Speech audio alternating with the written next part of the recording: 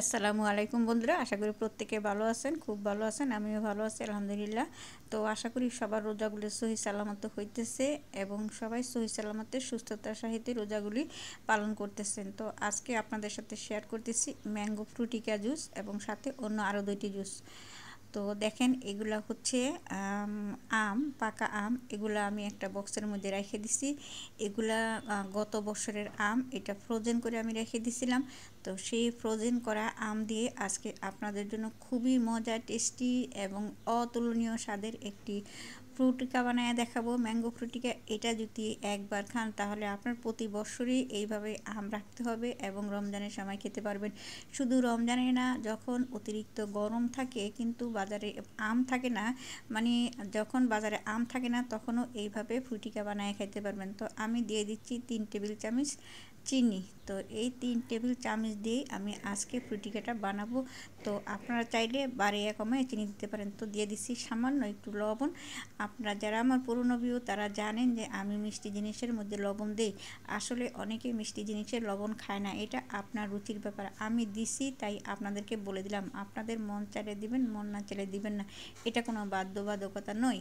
তো এখন আমি এই আমের যে বারগুলি আছে, এখানে আমি আমের বার বানায় রাখছিলাম একটা প্লেটের মধ্যে দিয়ে, তারপরে সেগুলোকে আবার টুকরা টুকরা করে রাখছি। দেখেন সুন্দর হয়েছে।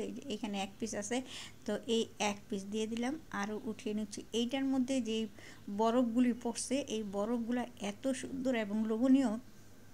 এই বরফগুলো মনে হচ্ছে যে মুক্তার দানা, এত সুন্দর, একদম মিহি বরফ না, একটু মোটা মোটা বরফের গুঁড়াগুলো পড়ছে, খুবই আকর্ষণীয় এবং খুবই সুন্দর বরফগুলা।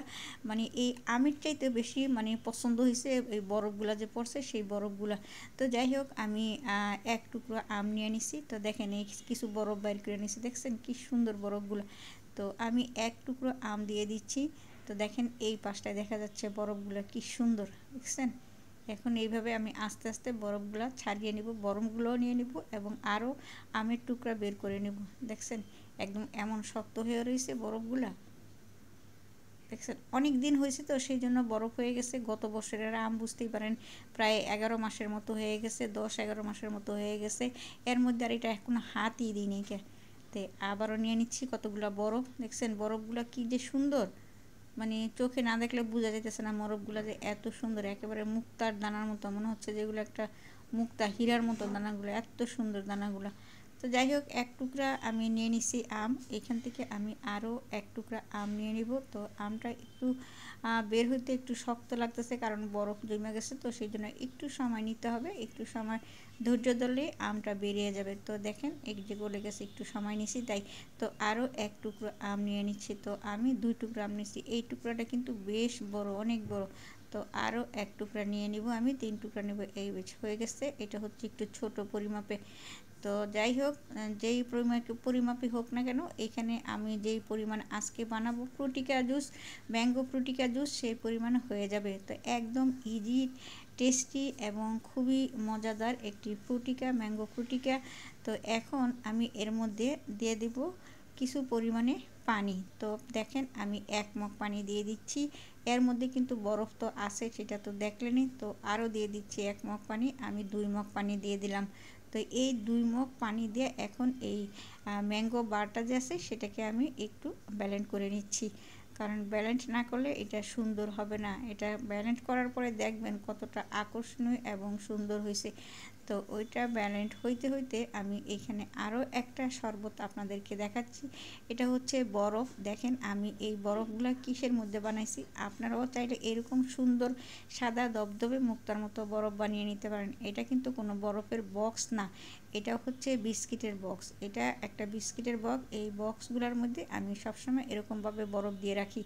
তো যাই হোক, আপনারাও চাইলে এরকম বক্সের মধ্যে বরফ জমাতে পারেন। তো আমি দিয়ে দিচ্ছি চিনি, 1 টেবিল চামচ চিনি দিলাম, একটু বেশি বেশি করে আরও 1 টেবিল চামচ দিলাম, 2 টেবিল চামচ দিলাম এবং আরও একটু দিয়ে দিলাম 2.5 টেবিল চামচ চিনি দিয়ে দিলাম এই বরফের মধ্যে। এবং সেই সাথে এটার মধ্যে আমি দিয়ে দিচ্ছি পানি। পানি তো দিতেই হবে তাই না। 1 মগ পানি দিয়ে দিলাম, কারণ যত বড় বরফটা দিছি ওই বরফটা গলেও কিন্তু 1 গ্লাস হয়ে যাবে। তো এই যে দেখেন, এগুলো হচ্ছে ভিজিয়ে রাখা ইসবগলের ভুসি। তো এই ইসবগুলের ভুসি দিয়ে এবং এই বরফটা দিয়েও আমি এখন শরবত বানিয়ে নিচ্ছি। সারাদিন রোজার শেষে এই ইসবগুলের ভুসির শরবতটা কিন্তু খুবই প্রয়োজনীয় এবং খুবই মজাদার এবং দরকারি একটা জিনিস। এই যত যাই খাই না কেন শরবত, এই ইসবগুলের ভুসি কিন্তু সবাই প্রথমেই চুজ করে থাকে রমজানের ইফতারির আয়োজনে। তো সারা বছরই আমরা ভুসির শরবত খেয়ে থাকি, কিন্তু রমজানের ইফতারের আয়োজনে কিন্তু এটা সবার আগেই প্রাধান্য পেয়ে থাকে।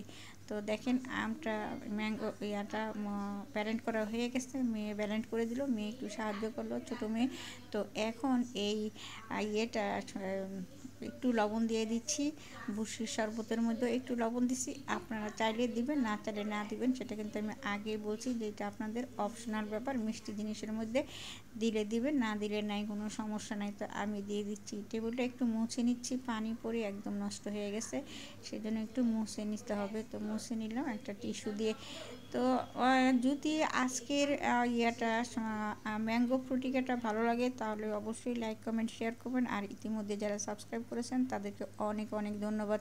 আর যারা এখনও সাবস্ক্রাইব করে নেই, প্লিজ আমার চ্যানেলটা সাবস্ক্রাইব করে নেবেন। সাবস্ক্রাইব করার পরে যে বেল আইকন বা ঘন্টার চিহ্ন আছে সেখানে একটা ক্লিক করে নেবেন। তো শরবতগুলো আমার বানানো হয়ে গেছে অলরেডি। তো এখন আমি সবগুলো শরবতে